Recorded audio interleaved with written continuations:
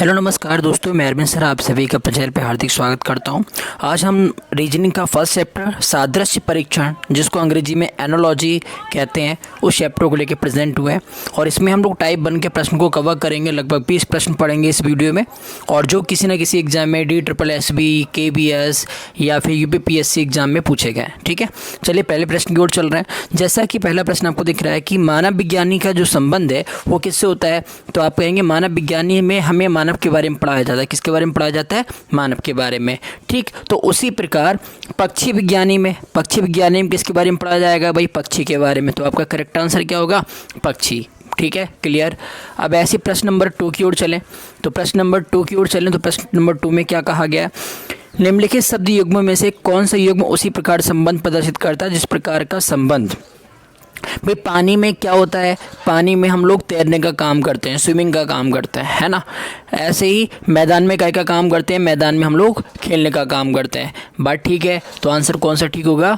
D वाला answer ठीक होगा। ऐसे ही प्रश्न नंबर 3 की ओर चलें। तो प्रश्न नंबर 3 में कहा गया है कि बड़ा उसी प्रकार संबंधित है जैसे छोटा। तो बड़े का उल्टा दिया है इसमें देखो, आप रिलेशन देखो, रिलेशन क्या है इसमें रिलेशन दिया है कि जो बड़ा है, ठीक है, बड़े का उल्टा क्या होता है? छोटा। तो इसी प्रकार लंबे का उल्टा क्या हो जाएगा? लंबे का उल्टा हो जाएगा नाटा। नाटा मतलब गंठा, मतलब जो छोटे साइज का होता है, छोटे हाइट का होता है। ठीक है, बात क्लियर हुई। ये बच्चों ये जो लिखा हुआ है DSSB प्राइमरी शिक्षक परीक्षा, ये बता रहा है, इंडिकेट कर रहा है कि इन एग्जाम्स में ये प्रश्न आ चुका है। जैसे ये वाला प्रश्न जो है DSSB ने प्राइमरी शिक्षक परीक्षा कराई थी, उसमें पूछा था।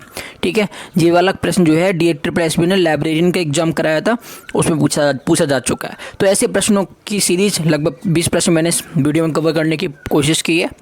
आप देखिए नेक्स्ट प्रश्न है, जैसे सांप से कोबरा संबंधित है। भाई सांप जो है, सांप की कई वैरायटी होती है ना। सांप की जो क्या होती है, कई वैरायटी होती हैं। तो उन वैरायटी में कोबरा भी एक वैरायटी है। तो ऐसे ही पुष्प की भी कई वैरायटी होती हैं। पुष्प भी कई होते हैं, कमल का होता है, गुलाब का होता है ना, चमेली का फूल होता है, कई फूल होते हैं। तो ऐसे ही पुष्प, भाई सांप मतलब कोबरा क्या है? सांप की एक प्रजाति है। तो ऐसे ही पुष्प की एक प्रजाति क्या हो जाएगी? गुलाब।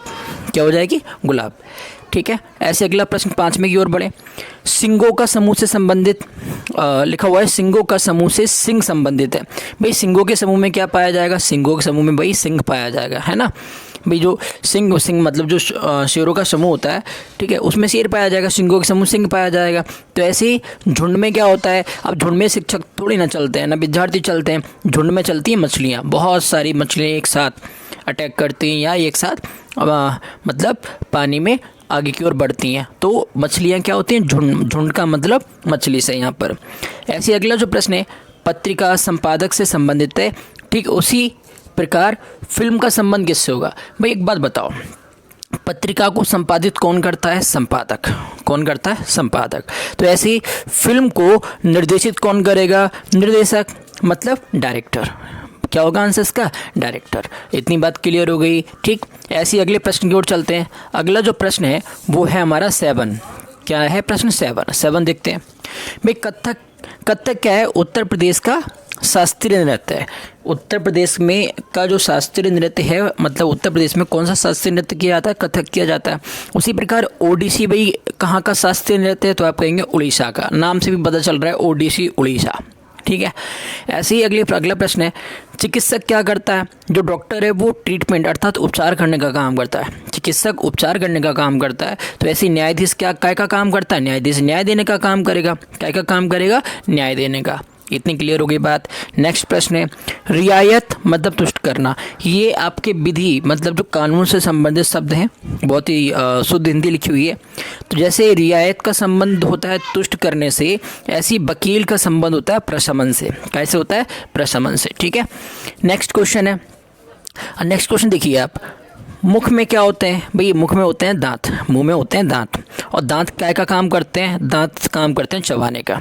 ऐसी इसी सीक्वेंस में देखिए 4 ऑप्शन में कौन सा आंसर मिल रहा है? भाई आंख में पलक होता है, पलक देखने का काम थोड़ी ना करता है, भाई ये तो आंसर होगा नहीं। ऐसी त्वचा पर पसीना आता है, पसीने से स्पर्श थोड़ी ना किया जाता है, तो ये भी नहीं होगा। पैर में नृत्य होते हैं, वो पैर में नृत्य होते हैं। देखिए ये भी नहीं बन रहा है, ये बन रहा है सिर में मस्तिष्क होता है, मस्तिष्क का काम करता है, सोचने का काम करता है, सोचने विचारने का काम करता है। तो ये आपका सही हो गया। ऐसे अगले प्रश्न क्यों चल रहे हैं, कह रहा है जिस तरह चक्र पहिया वाहन से जुड़ा है, जैसे आपको पता है बिना चक्र के अर्थात बिना पहिया के वाहन गति नहीं कर सकता, वाहन आगे नहीं बढ़ सकता, तो वैसे ही घड़ी भाई बिना निडल के, बिना निडल मतलब बिना सुई के, जब तक सुई घूमेगी नहीं समय आगे घड़ी बढ़ता हुआ दिखाएगी नहीं, है ना। तो ऐसे ही घड़ी का संबंध किससे हो जाएगा, निडल से हो जाएगा। अगला प्रश्न है कि रेलगाड़ी रेलगाड़ी चलने के लिए किसकी आवश्यकता होती है, इंजन। बिना इंजन के रेलगाड़ी नहीं चल सकती। ऐसे ही बिना घोड़े के तांगा आगे बढ़ ही नहीं सकता। सही है, तो आंसर होगा इसका घोड़ा। नेक्स्ट क्वेश्चन है न्यायालय में क्या मिलता है, न्यायालय में न्याय मिलने का काम होता है। तो विद्यालय में क्या काम होता है, विद्यालय खोले चले गए जिससे हमें शिक्षा मिले, है ना। कोई भवन या ज़मीन या योजना थोड़ी ना देते हैं, वो हमें शिक्षा देते हैं, एजुकेशन देते हैं। क्लियर हुआ। अब हम लोग ऐसे ही प्रश्न नंबर 14 की ओर चले।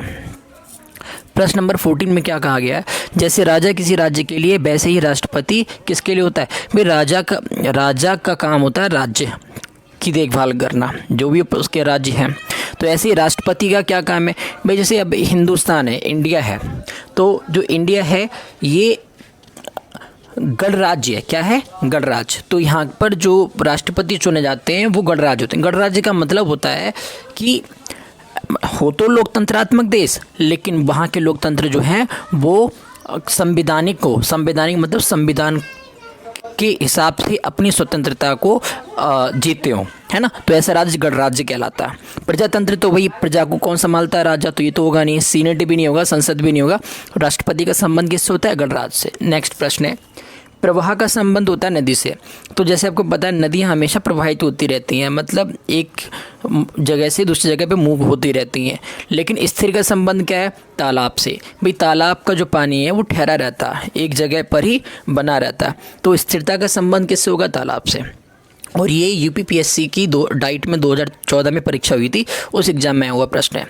नेक्स्ट प्रश्न की ओर चले। कह रहा है वयस्क का संबंध शिशु से। वयस्क माने भाई अब देखिए शिशु, कोई भी शिशु बड़ा होकर क्या बनेगा, वयस्क।